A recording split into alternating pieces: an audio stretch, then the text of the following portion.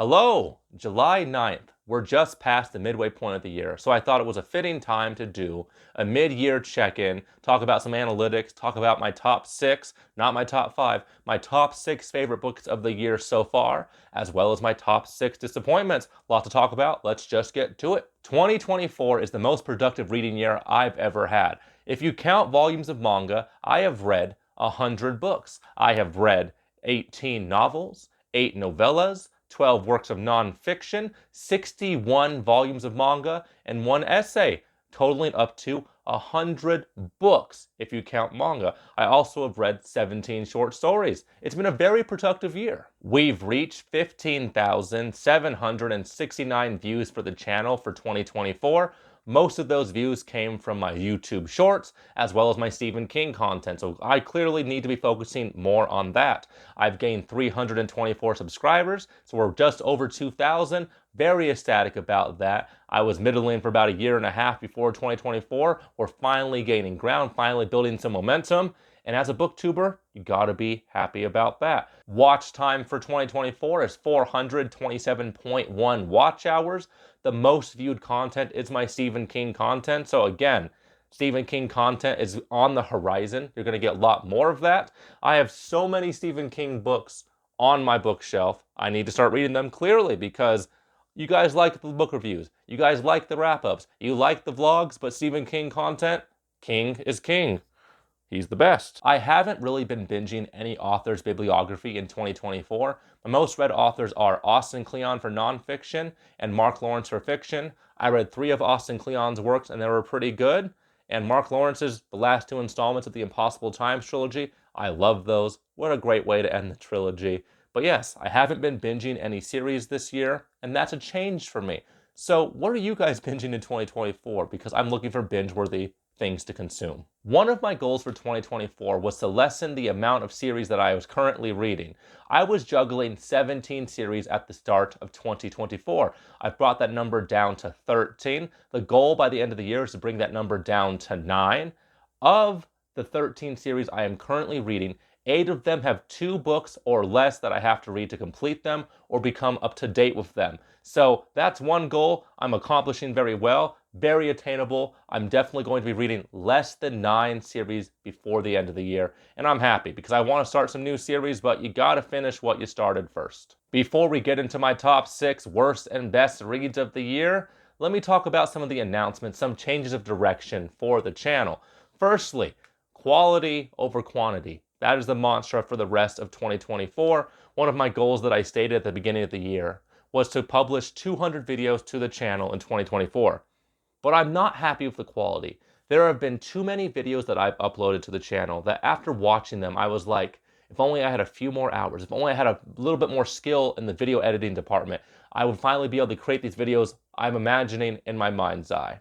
And yes, focusing on quantity will eventually improve your quality. But the best way to improve quality is to improve quality, to focus on quality. So I'm not going to get to 200 videos uploaded in 2024. I don't think that's going to help me grow as a content creator. So quality over quantity. The videos are going to be longer. My goal is to eventually make these videos like video essays, have plenty of clips. I've been spending the last 3 weeks assembling and gathering clips from all my favorite types of media, movies, diagrams, TV shows, so that way I can make the viewing experience a lot more immersive, a lot more interesting and compelling. I think that's the best way to add value to you guys as the viewers. I don't want to waste your time. I don't want to just add some superfluous editing magic in the background that really doesn't add anything to the discussion. BookTube's all about discussing ideas, discussing what we love about the books we are reading. And if I could use clips to better illustrate my opinion, I'm going to do that as opposed to just making these books sparkle in the background or making my voice sound a little weird and funny. I want to make it a more immersive, a more intellectually stimulating channel. And the goal for this year is just to make the quality better, to make it a more all-around better viewing experience. This change to the channel is inspired by the manga reviews I love watching on YouTube. Manga reviews are generally a much higher quality than book reviews because there's the visual medium in manga, and I'm going to try to bring that visual stimulation to my book review videos. We'll see if it's possible. Maybe there's a reason why it's not really being done, but if it's not being done, Maybe it's just because no one has tried it and I want to try it. Speaking of manga, I've added a new goal to 2024. I want to finish at least 15 series of manga. I have read 6, I believe. That's really easy. Manga is very easy to consume because I really want to add some more manga content to the channel. I'm always going to be talking about books. That's always going to be my primary focus. But a lot of booktubers are dabbling in manga reviews now. But unlike most booktubers, I'm not just going to start reading One Piece and then doing books and One Piece. Nothing against One Piece, nothing against the booktubers that are doing that. But, I really want to grow as a manga consumer. I really want to be able to have an opinion about manga before I just tackle some of the big boys. I don't want to start off with the very popular stuff because then I pick that really big popular manga series to review. I can't go back to the lesser known series because then the algorithm will punish me. I want to grow in my qualifications as a manga reader. That way I can bring more value to you guys. My opinion will actually be worth something. So yes, reading a bunch of the smaller manga series before I get to the big boys, the ones that everyone knows about, because I think there's a lot of hidden gems in manga that aren't really known to a lot of the booktube audience. And I want to kind of focus on those things. 2024 was the breakout year for short fiction. I've read 17 short stories and 61 volumes of manga. I love the idea of reading an all-encompassing individual work in less than an hour. Being able to finish in a self-contained story and getting that catharsis at the end. I love a large book. I love giant series, but sometimes you don't want to wait for your catharsis. So I've really been loving manga and short stories for that reason. There's going to be a lot more short fiction content for the channel going forward. I don't see a lot of people talking about anthologies or short story collections for the most part on BookTube. Manga's pretty hip. A lot of people are trying manga in the last 2 years, but short stories, that is an untapped market. And that's where I'm going because I love short fiction and I have a passion for it. And I'm so surprised I haven't really started diving into it until this year. The third announcement I'm going to be talking about is I'm going to be focusing a lot more on uploading quality YouTube shorts. In terms of watch hours, YouTube shorts outperformed everything else I uploaded to the channel. Pound for pound, YouTube shorts are kings. The algorithm is pushing YouTube shorts, but bookish content in general doesn't translate well to YouTube shorts. But I'm going to try to find a way to kind of mesh all my content together. Because YouTube Shorts, one of their main weaknesses from the point of view as a content creator, is that they have a lot shorter of a shelf life. You're not going to be seeing the YouTube Shorts I made 6 months ago in the present day. So my plan is to upload long-form content, higher quality long-form content, and then to upload YouTube Shorts that act as advertisements, that act as commercials for my long-form content. So if I'm talking about a book series, I'll be releasing some YouTube shorts about quotes from those book series, about my favorite scenes from these book series to kind of divert people to the long-form content. I don't see a lot of booktubers really trying to do that, and I think that'll be effective, but we'll see. YouTube's all about adaptation, and that's one adaptation I'm going to be making in 2024. So now, the part of the video you all want to watch, my top 6 disappointments and my top 6 favorite reads for the year. Let's start with the disappointments, so that way we can end on a high note. The disappointments aren't in any particular order. These are just 6 books that really didn't give me what I was looking for. Number 1, Grave Peril by Jim Butcher, the 3rd installment in the Dresden Files. I was trying so hard to read this book. I was reading it for about 6 months, a little here, a little there, and then I finished it, and I was like, I'm not sure I can continue on with the Dresden Files. I'm not sure I'm in the right headspace to start this series because it's a long series and it's ongoing. I hate ongoing series. But Grave Peril was such a slog, and a book that short should not take 6 months to read. I found it to not have a very cathartic ending. The characters that I dislike, they didn't develop or grow really. I've heard from a lot of people that Grave Peril is the last of the first 3 books that aren't really good. After that, it gets so much better. People are like, wait until book 12. I'm not waiting until book 12 to enjoy this series. Maybe when the series is finished and I know exactly how much time I'm going to have to invest to finish this series, but I have no desire to read through Dresden Files, get through the first 10 books, and it's kind of so-so. Love it for like 7 books, and then have to wait 10 years for the series to finish. Not my cup of tea. That's okay. Perhaps I'll pick it up later. But Grave Peril was a disappointment for sure. The next disappointment is Sula by Toni Morrison. I heard so many great things about this book. I heard about this book in college. A lot of the people I went to school with loved this book. They thought it was so thought-provoking, so emotionally riveting. Two people get lit on fire in this book. That being said, nothing happens. I know that kind of just contradicts each other, but two people get lit on fire and nothing happens. One of my favorite booktubers, Jack Edwards, loved this book. I read it because of him. And then I picked it up and nothing happened. I did hate the antagonist. The antagonist is very unlikable, but the ending was quite rushed. There were some storylines I didn't think needed to be added to the story. It's about like a abusive, narcissistic, bad relationship, a friendship rather. And I don't like it.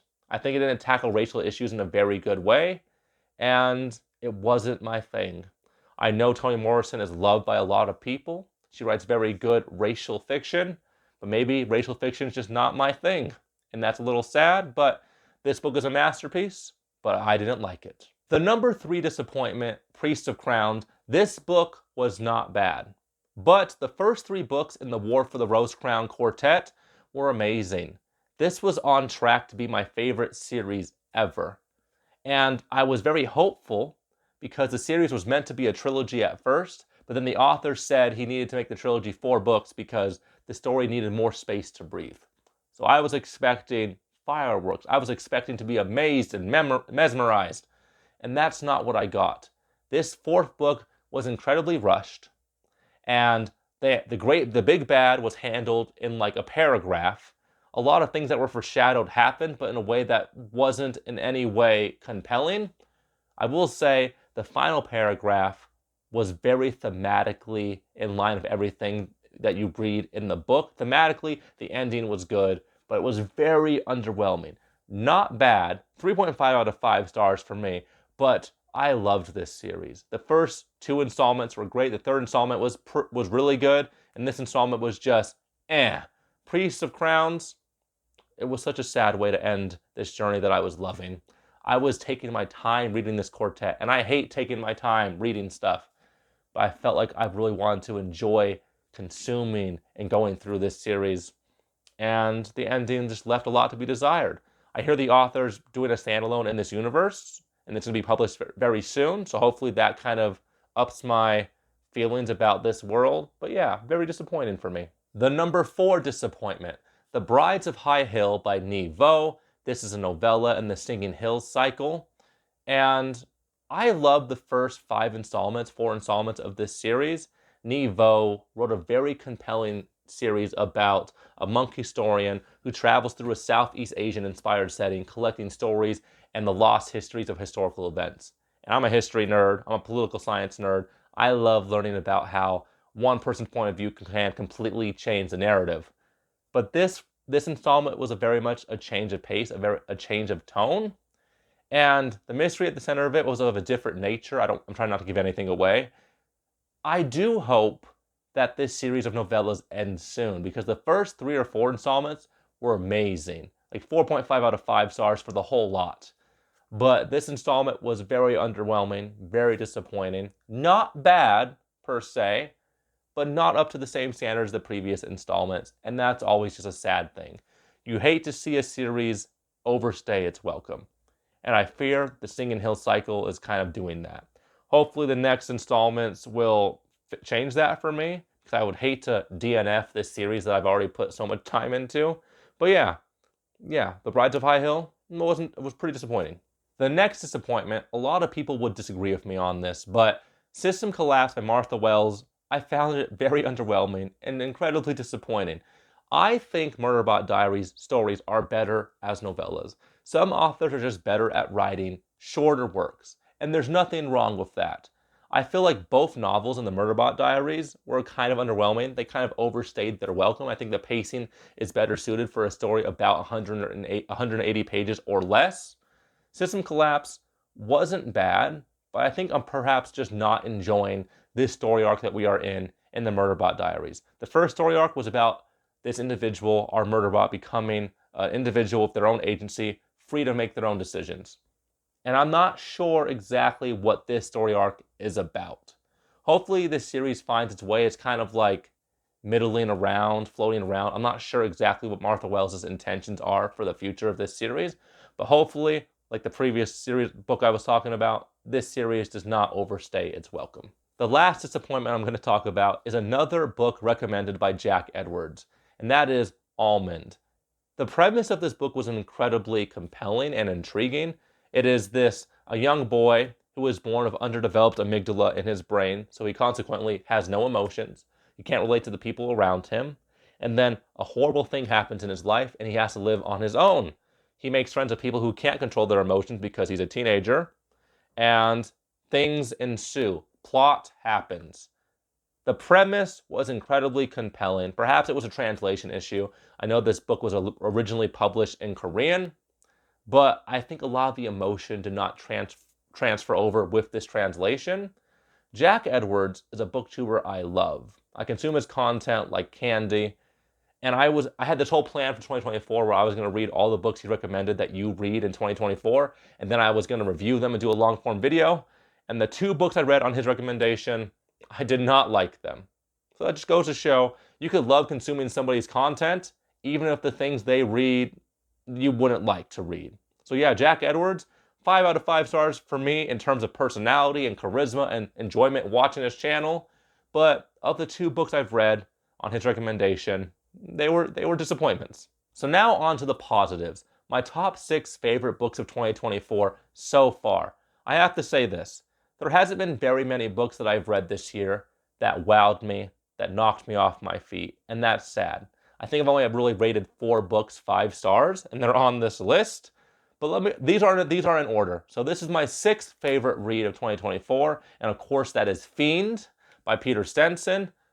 The premise of this zombie apocalypse book was so interesting and compelling. Fiend tells a story of a bunch of survivors during the zombie apocalypse, but the twist is they're all meth addicts. For some reason, all the people that survive in this zombie apocalypse, they are drug addicts, and they are trying to chase their fix. They are trying to cook meth while also surviving the zombie apocalypse. Because all the characters are addicts, they do very irrational, dangerous things to each other. There's betrayals, there's heartbreak, there's character deaths, there's a very big body count in this series. It was a very compelling story, a very depressing story. There was interesting action scenes. The zombies in this book were very depressing, very eerie, very unsettling, and I just love our point of view character. The ending of this book had me wowed, and it was just a very adventurous, brave topic to kind of tackle. I haven't read anything else from Peter Stenson, but he tackled a very controversial work in a very masterful way, and I enjoyed this meth head zombie apocalypse book, and I think you should give it a try. Very much a hidden gem. My 5th favorite book for 2024, Mort by Terry Pratchett. I love Discworld. I was actually surprised to learn that this is the only Discworld book I've read this year, and I loved Mort. It's the first installment in his Death subseries because Discworld is made up of several subseries that add up to be like 40-something books. Mort tells the story of Death's apprentice because in Discworld there is a Grim Reaper that is in charge of Death, and Mort is his apprentice. You learn about the nature of Death, and it's a very interesting character study of Death as an anthropomorphized figure, because if you were in charge of that very bleak job, I'm pretty sure there'd be a lot to be desired, be very unfulfilling work at times. It could be very isolating. A very interesting story about isolation, finding meaning in life, and how the brevity of life is what gives it value. I can't wait to continue on with the Death sub-series, but Mort was incredibly thought-provoking. I love so many of the passages in this book. The ending was not what I was expecting, but Terry Pratchett, he writes unlike any other author I've ever come across. He's so witty. He is the best satire writer I've ever heard of. A lot of people agree with me. And Discworld, even though it's picking up a lot of steam on BookTube, it is criminally underrated and underread. And that's changing. A lot of people are tackling Discworld now. But yeah, give Mort a try. A very great entry point into the amazing world of Discworld. Book number 4, The Reapers Are the Angels. This book was so compelling, so well written, so literary. It's like if Cormac McCarthy wrote a zombie apocalypse book. It was written so dang well. I got this book recommended to me because I asked ChatGPT for 5 zombie apocalypse books that I should read that are different from the rest in the genre, and ChatGPT did not steer me incorrectly with this book. The Reapers Are the Angels. I loved this world. This post-apocalyptic landscape was hopeless, while also being like optimistic of what would happen to human society in the zombie apocalypse. Our point of view character is a young girl, like a teenage girl, and she's grown up in this hellscape of a world, and she's perfectly suited for it. She has like a quest she's on, she makes friends, she makes enemies. The ending had me in tears. Such a beautiful ending. Post-apocalyptic fiction is supposed to be bleak, but this is more bleak than most, but the writing is so beautiful. Such an interesting world. This book reminded me a lot of the Fallout video games. So I want you to imagine if Cormac McCarthy wrote the script for Fallout, I think you would get something like The Reapers Are the Angels. Book number 3, A Wizard's Guide to Defensive Baking by T. Kingfisher. I love T. Kingfisher. She is the most Terry Pratchett-esque author I've ever come across. She writes in such a whimsical, playful way, and The Wizard's Guide to Defensive Baking was such a fun read with emotional highs and emotional lows. It tells the story of a young magic user, because in this world, there are major magic users who have very impressive powers, and then there are minor magic users. And our protagonist is a minor magic user because her power only works with bread. It only works with breaking. Her familiar is a sourdough starter that is sentient, and there's a plot against the government, and she's helping to uncover it. And all the important, powerful wizards are gone, so it's all up to her. The ending of this book was a little rushed, but thematically perfect. Had me in tears. This is the silliest book on the list, and that is saying something because Mort is very silly. But A Wizard's Guide to Defensive Baking, 5 stars. Absolutely loved it. T. Kingfisher can write fantasy, she could write horror, she could write science fiction. I'm not sure there's nothing she can't write. And if you're a big fan of Terry Pratchett, I think you would enjoy any of T. Kingfisher's greater known works. But yeah, Wizard's Guide to Defensive Baking, loved it. It's my number 3. My next favorite book is Dispel Illusion by Mark Lawrence, the 3rd installment in his Impossible Times trilogy. What a great ending to this series. The first book was pretty good, just okay, maybe 3.5 out of 5 stars. I read the second installment early this year, and I was like, that's pretty damn good. And I read the 3rd installment, and I was like, that's a damn near perfect way to end this YA sci-fi thriller trilogy. The Impossible Times is the only series that I finished this year where I had post-book depression upon completion.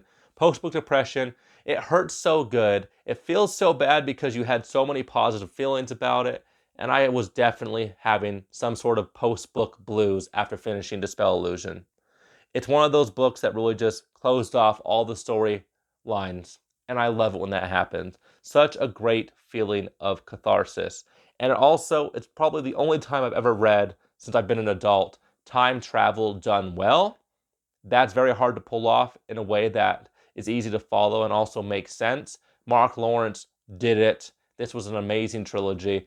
Yes, it's a YA sci-fi thriller, and I know it's not everybody's cup of tea, but I really wish more people on BookTube talked about The Impossible Times, because Mark Lawrence's other trilogies get a lot more love, and this is amongst his best endings I've read. And finally, the moment you've all been waiting for, my favorite book of 2024 so far. Drum roll, please. The Pariah by Anthony Ryan. I loved this book so much. It is perfectly in line with my taste. I'm a little bummed, but also surprised that this book is my number 1 so far, still at this point, because I read this in January, and it was 5 stars for me. There are a lot of things I loved about this read. There's a chosen one, there's a band of outlaws, there's a theocracy, there's a conspiracy, there's perhaps the meddling of gods, there's undefined magic, several nations, all convoluted in this giant conflict. Great lifelike characters. Alwyn Scribe, our narrator and protagonist. I love him. He's not directing the course of history. He's just the witness. He's just the scribe. He's just recording everything. And that's very relatable because I'm not going to greatly influence the direction of the world, but I am going to witness great things happening.